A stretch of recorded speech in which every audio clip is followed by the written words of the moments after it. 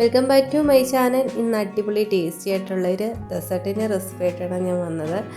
അതിനു വേണ്ടി ഞാൻ പാൻ എടുപ്പത്ത് വെച്ചിട്ടുണ്ട്. അതിലേക്ക് 1 ടീസ്പൂൺ നെയ്യ് ചേർത്ത് കൊടുത്തിട്ടുണ്ട്. അതിലേക്ക് കുറച്ച് റവ നമുക്ക് ചേർത്ത് കൊടുക്കാം. നമ്മുടെ ആവശ്യത്തിന് നമുക്ക് റവ എടുക്കാവുന്നതാണ്. അപ്പോൾ റവ നമുക്കൊന്ന് റോസ്റ്റ് ചെയ്തെടുക്കണം. കളർ ഒരുപാടൊന്നും മാറിയൊന്നും വേണ്ട, ചെറിയ രീതിയിൽ ഒന്ന് റോസ്റ്റ് ചെയ്തെടുത്താൽ മാത്രം മതി. അപ്പോൾ ഇത് നമുക്ക് റോസ്റ്റ് ചെയ്തിട്ട് കാണാം. അതേപോലെ തന്നെ എൻ്റെ ചാനൽ കണ്ട് ഇഷ്ടപ്പെടുന്ന കൂട്ടുകാരെല്ലാവരും സബ്സ്ക്രൈബ് ചെയ്യാൻ ആരും മറക്കരുത്. സബ്സ്ക്രൈബ് ചെയ്ത് സപ്പോർട്ട് ചെയ്യുക. തൊട്ടടുത്ത് കാണുന്ന ബെല്ലൈക്കണും കൂടെ ഒന്ന് ഇനബിൾ ചെയ്യും.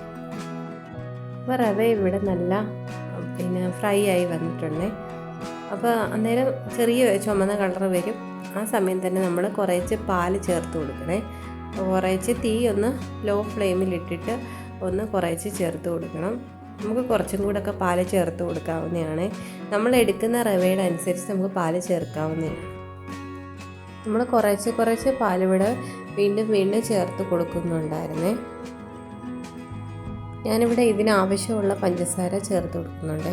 നമുക്ക് എത്രത്തോളം മധുരം വേണോ അത്രത്തോളം നമുക്ക് ചേർത്ത് കൊടുക്കാവുന്നതാണ്. അപ്പോൾ ഞാനിവിടെ ഒരു 2 ടീസ്പൂൺ പഞ്ചസാര ചേർത്ത് കൊടുത്തിട്ടുണ്ട്. അതുകൂടെ ചേർത്ത് നല്ല മിക്സ് ചെയ്ത് ഇളക്കി ഒരിടത്തേക്ക് മാറ്റി വയ്ക്കുക. ഇത് തണുത്തതിന് ശേഷം വേണം നമുക്കിതൊന്ന് ഉരുട്ടിയെടുക്കാനേ. അപ്പോൾ നെയ്യ് ചേർന്നിട്ടുള്ളത് കൊണ്ട് തന്നെ വേറെ കുഴപ്പമൊന്നുമില്ല. പിന്നെ കുറച്ച് നെയ്യ് വേണമെങ്കിൽ നമ്മുടെ കയ്യിലൊന്ന് തടവിയിട്ട് വേണമെങ്കിൽ ഒന്ന് ഉരുട്ടിയെടുക്കാവുന്നതാണ്. നമ്മൾ കുറച്ച് പാലൊന്ന് കാച്ചി, നമ്മൾ നേരത്തെ റവയ്ക്കകത്ത് ചേർത്ത പാല് കാച്ചിയ പാലാണ് ചേർത്തത്. അപ്പോൾ നമ്മളതിൻ്റെ ബാക്കി പാലാണ് ഇവിടെ എടുത്തിരിക്കുന്നത്.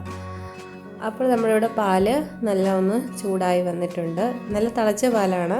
കുറച്ച് നേരം ഇരുന്നൊന്ന് തണുത്തിട്ടുണ്ട്.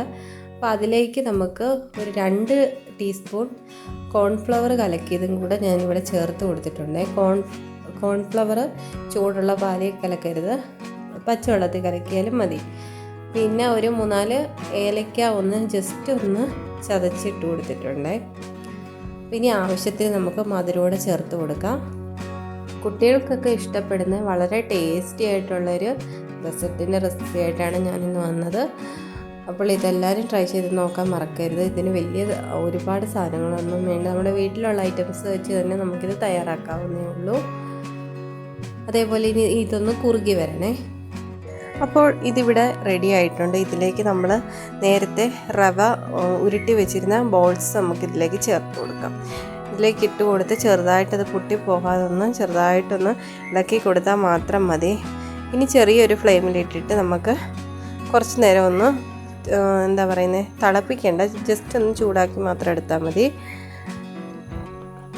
അപ്പോൾ നല്ലൊരു ഡെസേർട്ടിൻ്റെ റെസിപ്പി ആയിട്ടാണ് ഞാൻ വന്നത്. അപ്പോൾ എല്ലാവരും ഇത് ട്രൈ ചെയ്ത് നോക്കിയിട്ട് ഫീഡ്ബാക്ക് ഇടുക. Okay bye. വളരെ സിമ്പിളാണ്, കുട്ടികൾക്കെല്ലാം ഇഷ്ടപ്പെടും. അടുത്തൊരു വീഡിയോ ആയിട്ട് ഉടനെ വരാം. Okay bye.